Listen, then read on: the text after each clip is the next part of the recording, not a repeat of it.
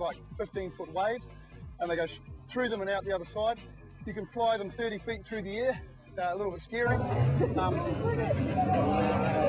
This requires plenty of balance and real precision with the throttle. Even the slightest gust of breeze can send the boats toppling over. The Thundercats have put on a great show here at Gravity and have really captured the imagination of the large crowds on hand to see the best in the business. Would explain. It's a 50 horsepower standard engine, no modifications allowed.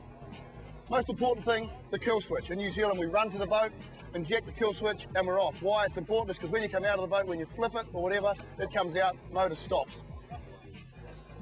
You'll see here the pontoon. Pontoon's broken into two sections with a baffle through here. That's because the harder it is, the more rigid it is, sits in the water. Right underneath here, you'll see a really important thing. This is what we call the hijacker. Now the hijacker runs the length of the boat, and this is what actually gets it up on the plane.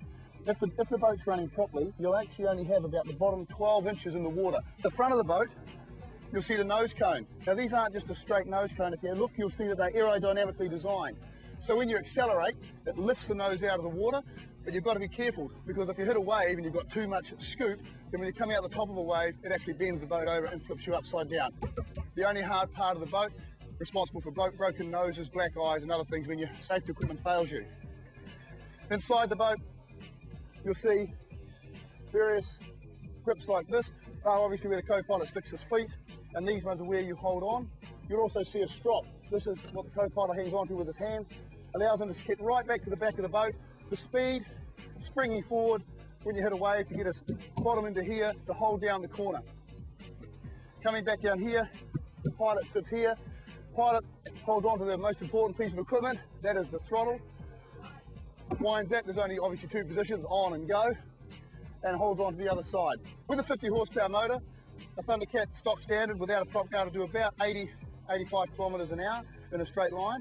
Power to weight ratio, the boat itself weighs under 70 kgs, the motor weighs 73 kgs, so you've got 140 kgs, powered by 50 horsepower. To do the power to weight ratio, it's absolutely outstanding. It'll turn on its back pontoon.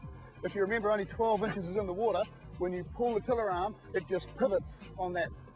And if you add to the fact that the co-pilot will also be pulling down or pulling back his side of the boat, it rakes up and goes very, very, very quick around corners.